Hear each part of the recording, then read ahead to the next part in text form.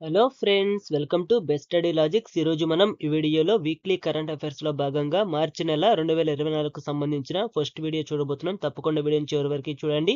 నచ్చితే లైక్ చేయండి. ఇంకా ఎవరైనా మన ఛానల్ని సబ్స్క్రైబ్ చేయకపోతే దయచేసి సబ్స్క్రైబ్ చేయండి. మహిళల క్రికెట్లో వేగవంతమైన డెలివరీ. దక్షిణాఫ్రికా పేసర్ షబ్నీమ్ ఇస్మాయిల్ తొలిసారిగా 130 కిలోమీటర్ల వేగాన్ని అధిగమించి మహిళల క్రికెట్లో ఇప్పటి వరకు నమోదైన అత్యంత వేగవంతమైన డెలివరీని బౌలింగ్ చేయడం ద్వారా చరిత్ర సృష్టించింది. లక్షద్వీప్లో వ్యూహాత్మక నేవీ స్థావరం. భారత నౌకాదళం లక్షద్వీప్ దీవుల్లో వ్యూహాత్మక స్థావరాన్ని ఏర్పాటు చేసింది. లక్షద్వీప్లోని మినికాయ్లో ఏర్పాటు చేసిన రెండవ నేవల్ బేస్ ఐఎన్ఎస్ జటాయువును navy chief admiral R Harikumar ప్రారంభించారు. కాగా లక్షద్వీప్ దీవుల్లోని కవరత్తిలో ఇప్పటికే ఐఎన్ఎస్ ద్వీపరక్షక్ పేరుతో నేవల్ బేస్ ఉంది.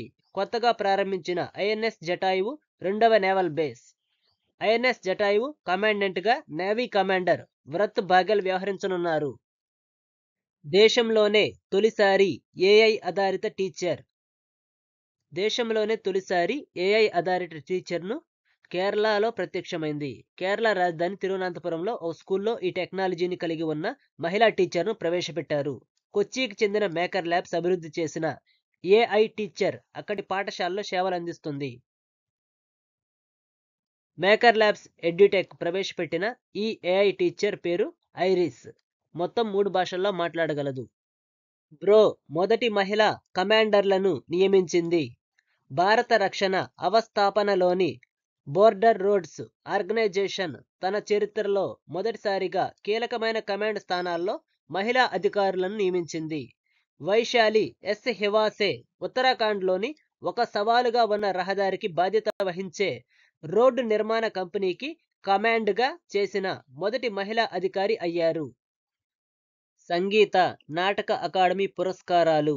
రాష్ట్రపతి ద్రౌపది ముర్ము మార్చి 6వ తేదీన సంగీతము, నృత్యము, నాటకము, జానపదము, గిరిజన కళలతో సహా ప్రదర్శన కళల రంగంలోని ప్రముఖ కళాకారులకు 2022 మరియు 2023 సంవత్సరాలకు గాను సంగీత నాటక అకాడమీ అవార్డులను ప్రదానం చేశారు.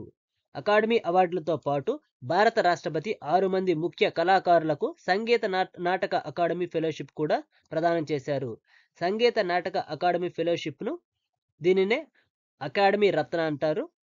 ప్రదర్శన కళల రంగంలోని ప్రముఖ కళాకారులకు చేసిన విశేషమైన కృషికి అందించే అత్యుత్తమ గౌరవము. మార్చి 6న గోవాకు చెందిన జానపద రచయిత వినాయక్ ఖేడేకర్, కర్ణాటకకు చెందిన వీణ విరుటోసో ఆర్ విశ్వేశ్వరన్, కథక్ విద్వాంసకురాలు సునయన హజారీ లాల్, ప్రముఖ కూచిపూడి నృత్యకారులు రాజా రాధారెడ్డి, రంగస్థల కళాకారులు దులాల్ రాయ్, డిపి సిన్హాకు అకాడమీ ఫెలోషిప్లు లభించాయి. MH-60R Seahawk helicopter ప్రవేశపెట్టబడింది. భారత నావికాదళం కొత్తగా ప్రవేశపెట్టిన MH-60R సీహాక్ మల్టీరోల్ చాపర్ల మొదటి స్క్వాడ్రన్ను మార్చి 6వ తేదీన కొచ్చిలో ప్రారంభించడం జరిగింది. ఈ ల్యాండ్ మార్క్ ఈవెంట్ కెప్టెన్ ఎం అభిషేక్ రామ్ నేతృత్వంలోని మొదటి MH-60R నావెల్ ఎయిర్ స్క్వాడ్రన్లోకి ఈ బహుముఖ మరియు సామర్థ్యం గల హెలికాప్టర్లను అధికారికంగా ప్రవేశపెట్టింది. ఇస్లామిక్ రిపబ్లిక్ ఆఫ్ మౌరిటానియాకు తదుపరి భారత రాయబారి.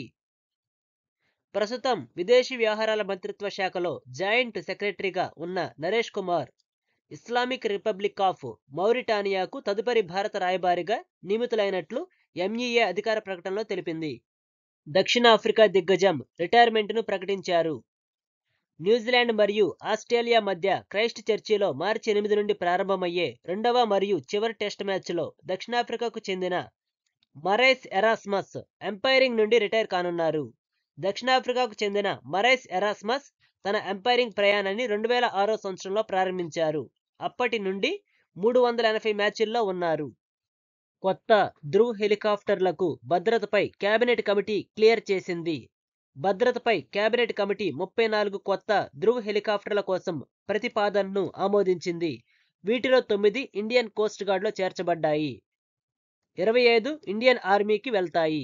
ఈ హెలికాప్టర్లను హిందుస్థాన్ ఏరోనాటిక్స్ లిమిటెడ్ తయారు చేస్తుంది. దేశంలో తొలి ప్రభుత్వ ఓటీటీ ప్లాట్ఫామ్ దేశంలో ప్రభుత్వ సారథ్యంలోని తొలి ఓటీటీ ప్లాట్ఫామ్ సి స్పేస్ను కేరళ సీఎం పినరయి విజయన్ మార్చి 7న ప్రారంభించారు.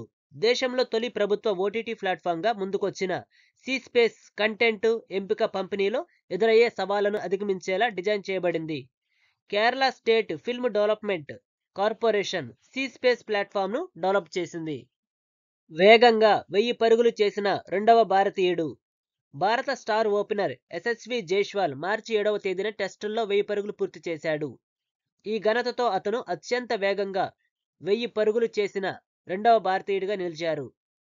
యువ ఓపెనర్ 14 ఇన్నింగ్స్లో ఈ ఘనత సాధించిన వినోద్ కాంబ్లీ తర్వాత 16 ఇన్నింగ్స్లో రెండవ స్థానంలో నిలిచాడు. డిఏలో 4% పెంపునకు కేబినెట్ ఆమోదం.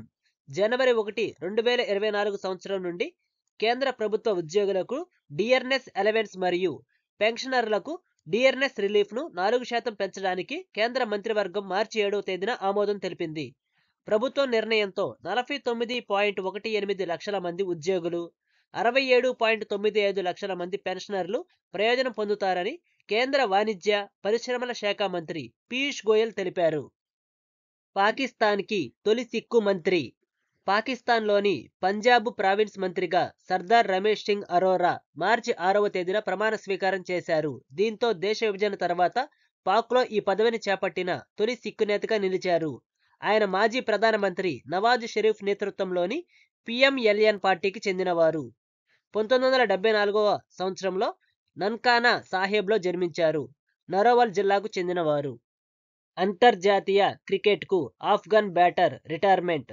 ఆఫ్ఘనిస్తాన్ వెటర్నర్ బ్యాటర్ నూర్ అలీ జద్రాన్ మార్చి 7న అంతర్జాతీయ క్రికెట్కు రిటైర్మెంట్ ప్రకటించారు.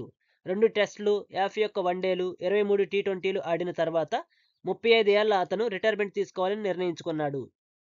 అంతర్జాతీయ సౌర కూటమిలో 97వ సభ్యత్వం.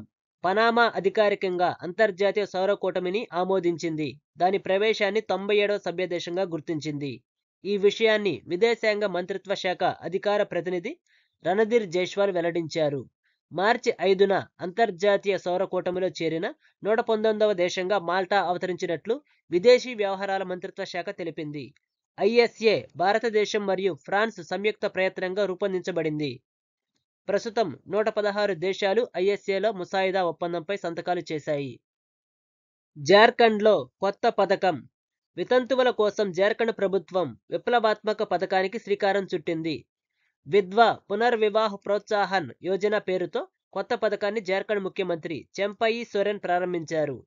వితంతువులు మళ్లీ వివాహం చేసుకుంటే ఈ పథకం కింద 2 లక్షల రూపాయలు ప్రోత్సాహం ఇవ్వబడుతుంది. నాటో 32వ సభ్యదేశం. నాటో కూటమిలో 32వ సభ్యదేశంగా స్వీడన్ మార్చి 7వ తేదీన అధికారికంగా చేరింది.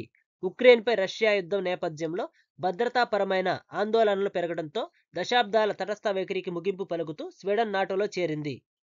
గతేడాది నాటో కూటమిలో ఫిన్లాండ్ చేరిక తర్వాత ఇప్పుడేమో స్వీడన్ చేరింది.